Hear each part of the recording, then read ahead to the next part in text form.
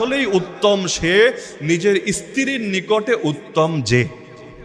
এখন তো আবার অন্য মাসালা আলোচনা করতে হবে, কয় নাম্বার স্ত্রীর নিকট বেশি উত্তম।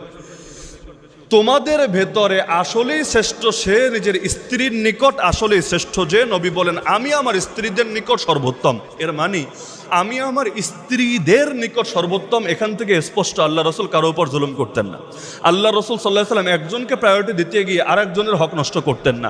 একজনের বয়স বেশি হয়ে গিয়েছে বলে তাকে বঞ্চিত করে যার বয়স কম তাকে অধিক মূল্যায়ন করতেন না, অথবা প্রথম বউয়ের চাপে পড়ে দ্বিতীয় বউয়ের জিন্দেগির 12টা বাজিয়ে দিতেন না। বরঞ্চ স্ত্রীদের সাথে যে সৎ, যে উত্তম, তাদের নজরে যে শ্রেষ্ঠ, নবী বলেন সে আসলেই শ্রেষ্ঠ। না, ফেরেশতাদের ইবাদত দেখেন, আমাদের ইবাদত দেখেন। আগে যাদের লম্বা হায়াত ছিল, 100 বছর 1000 বছর, ওদের ইবাদত দেখেন।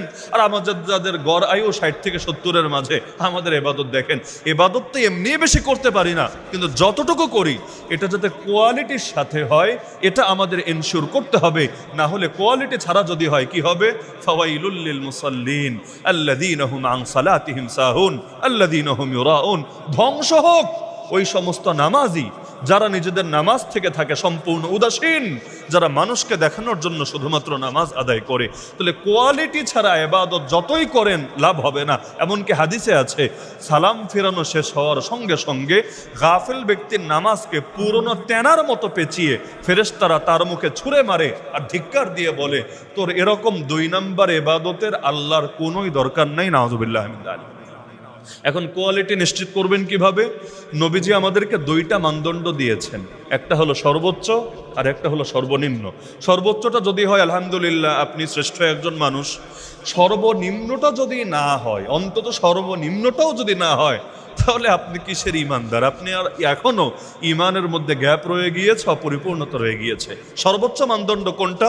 নবীজি বলেন আনতা আবুদাল্লাহা কাআন্নাকা তারাহ, যেটাকে বলা হয় তাসাউফের পরিভাষায় মাকামে মুশাহাদা। মানে হলো নবীজি বলছেন এমন ভাবে আল্লাহর ইবাদত করবা যেন তুমি আল্লাহকে দেখতে পাচ্ছ। যেন তুমি মানে কি? বাস্তবে তো দুনিয়াতে বসে আল্লাহকে দেখা সম্ভব না জাগ্রত অবস্থায়। এখন এই চোখ দিয়ে কেউ যদি দাবি করে আমি এই চোখ দিয়ে জাগ্রত অবস্থায় দুনিয়া আল্লাহকে দেখেছি, সে নিশ্চিত মিথ্যুক। এজন্য নবী বললেন যেন তুমি আল্লাহকে দেখছো, মানে এই চোখ দিয়ে তো দেখতে পারবা না, কিন্তু অন্তর্দৃষ্টি দিয়ে হৃদয়ের চোখ দিয়ে তুমি অনুভব করতে পারবা। তো তোমার নামাজটা এমন হবে যেন আল্লাহকে অনুভব করে করে তুমি নামাজ আদায় করছো। এটা হলো সর্বোচ্চ স্তর, যে স্তরটা হলো এমন যেন আমরা আল্লাহকে আমাদের সামনে দেখতে পাচ্ছি। আলহামদুলিল্লাহ, কখনো এমন হয় যে এভাবে যদি কেউ ইবাদত করে আল্লাহ নামাজের ভেতরেও তার সামনে অনেক কুদরত, অনেক নেয়ামত জাহের করে দেয়। এজন্য নবী নামাজে দাঁড়িয়ে একবার হাত বাড়ালেন সামনে, কি যেন ধরতে চাইলেন। সাহাবীরা অবাক, কি হলো, সমস্যা কি? আল্লাহ নবী নিজেই নামাজ শেষ করার পর ব্যাখ্যা দিলেন, আমার সামনে নামাজের ভেতরে রবের জান্নাত তুলে ধরা হয়েছে। আমি নিজের চোখ দিয়ে জান্নাত দেখতে পাচ্ছিলাম। আমি হাত বাড়িয়েছিলাম যে জান্নাতের 1 থোকা ফল তোমাদের জন্য ছিঁড়ে রাখবো, তোমরাও একটু দেখলা জান্নাতের ফল কেমন। ওই সৌদি গেলে আসার সময় খেজুর নিয়ে আসে, জমজমের পানি নিয়ে আসে, যে তোমরা যারা যেতে পারো না অন্তত একটু স্বাদ নাও, কেমন লাগে মক্কা মদিনার খেজুর। একইভাবে আমি চাইলাম তোমাদের জন্য জান্নাতের 1 থোকা ফল রেখে দিব, কিন্তু সেটা আমার থেকে সরিয়ে নেওয়া হলো এবং আমি বুঝে নিলাম যে না, জান্নাতের নেয়ামত জান্নাতে গিয়েই তোমরা স্বাদ নিবা ইনশাআল্লাহ, দুনিয়ায় নেওয়ার কোনো দরকার নাই। তিনি নামাজে দাঁড়ালে তার চোখের সামনে জান্নাত ভেসে ওঠে, আপনি নামাজে দাঁড়ালে আপনার চোখের সামনে মিস জান্নাত বেগম ভেসে ওঠে। পার্থক্য কোথায়? পার্থক্য ভেতরে যেটা আছে বাইরে তো সেটাই ভাসবে। আপনি নামাজে যখন দাঁড়াচ্ছেন অন্তরের ভেতর যদি আল্লাহ থাকে, জান্নাত থাকে, আখেরাত থাকে, নাজ নেয়ামত থাকে, সেটাই আপনার চোখের সামনে আল্লাহ ভাসিয়ে তুলবেন। আর যদি খেলা থাকে, সিনেমা থাকে, ব্যবসা থাকে, ধান্দা থাকে, গালিগালাজ থাকে, নামাজে দাঁড়ালেও সেটাই আপনার চোখের সামনে ভেসে উঠবে। এজন্য চেষ্টা করবেন যে কোনো ফরজ নামাজের একটু আগে যথাসম্ভব মসজিদে এসে হাজির হবেন। কেন? 2 দিন আপনি জাস্ট নিজের উপর নিজে পরীক্ষা করেন, নিজের উপর নিজে। একদিন যেই সময় একামত হবে, আমাদেরও যেমন জুম্মার অধিকাংশ মুসল্লি 8000-এর মধ্যে 5000-ই ঢোকে মনে হয় ওই খুতবা শুরু হওয়ার আগ দিয়া। তো যেই সময় নামাজ এর একামত হবে ওই সময় মসজিদে ঢোকেন, অথবা অনেকে তো ওই যে রুকুতে যাওয়ার পর বা 1-2 রাকাত যাওয়ার পরে এসে হাজির হয়, একদম দৌড় দিয়ে মসজিদ কাঁপাতে কাঁপাতে কোনো রকম এসে রুকু ধরে। এই রকম একদিন নামাজ পড়ে দেখবেন নামাজের অনুভূতিটা কেমন হয়। আর একদিন 10 মিনিট আগে আসেন, 15 মিনিট আগে আসেন, এসে কিছু সময় ইবাদত করেন, নামাজ পড়েন, তেলাওয়াত করেন, জিকির করেন, রবের স্মরণটা অন্তরে পয়দা করেন, এরপর নামাজ পড়েন। আপনি দেখবেন 2 দিনের নামাজে আসমান জমিন পার্থক্য হয়েছে। যেদিন অন্তর থেকে 10-15 মিনিট সময় নিয়ে একটু দুনিয়াটা সরিয়েছেন, আল্লাহ স্মরণটা ঢুকিয়েছেন, সেদিন নামাজের কোয়ালিটি অনেক উপরে চলে গিয়েছে। আর যেদিন ওই দুনিয়া থেকে কোনো রকম দৌড়িয়ে বের হয়ে নামাজ এসে শরিক হয়েছেন, নামাজের ভেতরেও দুনিয়ার হাবিজাবি চিন্তাই মাথায় ভেসে উঠেছে। বাস্তব না অবাস্তব? এজন্য নবীজি বললেন সর্বোচ্চ মানদণ্ড হলো ইবাদত করবে এমন ভাবে যেন আল্লাহকে দেখতে পাচ্ছ। যদি এটা না পারো, সর্বনিম্ন মাকামে মুরাকাবা, অর্থাৎ ফাইন লাম তাকুন তারাহু ফাইন্নাহু ইয়ারাক, যদি এটা অনুভব করতে না পারো যে আমি আল্লাহকে দেখছি, অন্তত এটা তো পারবা যে আল্লাহ আমাকে দেখছেন। বলবেন কেন? এটা তো আমরা সবাই ঈমান রাখি যে আল্লাহ আমাদেরকে দেখছেন, সর্বাবস্থায় দেখছেন। ঈমান রাখা এক জিনিস আর কল্পনায় আনা ভিন্ন জিনিস। ঈমান তো ভাই সব কিছুই রাখি। আমি যদি আপনার নামাজের দিকে তাকায় থাকি, তখনও দেখবেন আপনার নামাজের কোয়ালিটি একটু ভালো হয়ে গেছে। কেন?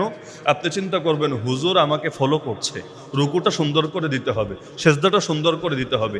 এখানে যে কোনো মুসল্লিকে আমি যদি বলি আল্লাহর হস্তে একটু দাঁড়ায় আমাকে সূরা ফাতিহাটা শোনান, দেখবেন আপনি একা একা নামাজের ভেতর যেভাবে সূরা ফাতিহা পড়েন আমার সামনে সেভাবে পড়তে পারবেন না, লজ্জা লাগবে। আপনি সর্বোচ্চ সুন্দর, আপনার যোগ্যতা অনুসারে সর্বোচ্চ সুন্দর যেভাবে পারেন আপনি সেভাবেই পড়ার চেষ্টা করছেন। এখান থেকে কি বোঝা গেল? দুনিয়ার কেউ যদি আমাদেরকে ফলো করে তাহলে আমরা ইবাদতের কোয়ালিটি সর্বোচ্চ বাড়ানোর চেষ্টা করি। আমার বাবা যদি আমাকে দেখে, আমার উস্তাদ যদি আমাকে দেখে, তাহলে আমাদের মনোযোগ আলাদা রকম বেড়ে যায়। মনে করেন ছাত্র জামানে আমরা যখন পড়তে থাকতাম, হঠাৎ যদি দেখতাম চোখের কোনা দিয়ে ওই জানালার সামনে হুজুর এসে দাঁড়িয়েছে, দেখছে আমরা কি পড়ালেখা করছি কিনা। মাশাআল্লাহ, পড়ালেখার কোয়ালিটি কাকে বলে হুজুরে বোঝাতাম, হুজুর পৃথিবীতে যদি পাঠক কেউ থাকে একমাত্র আমরাই আছি।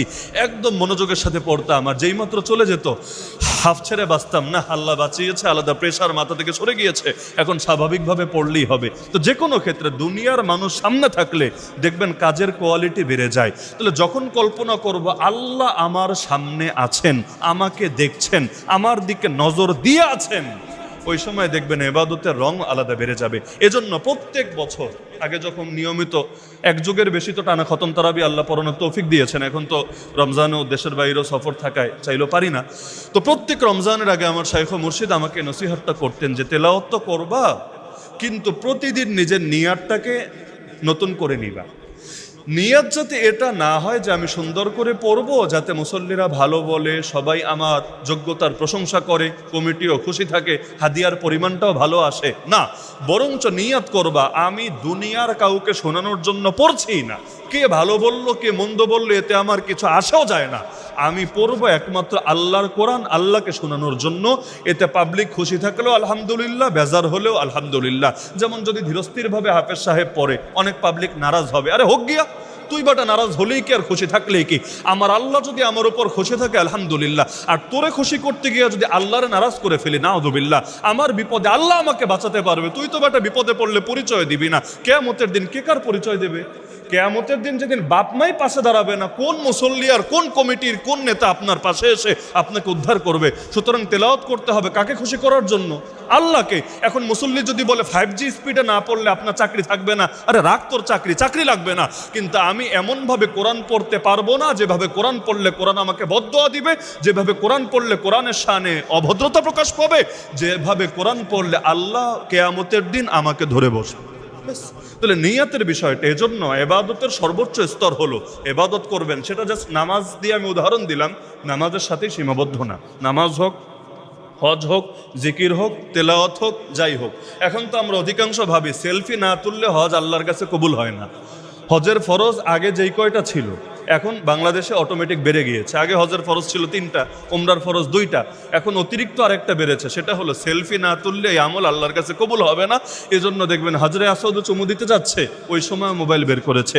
জিয়ারত করার সুযোগ পেয়েছে আল্লাহ রসুলের রওজা, ওই সময়ও সেলফি তুলতে শুরু করেছে।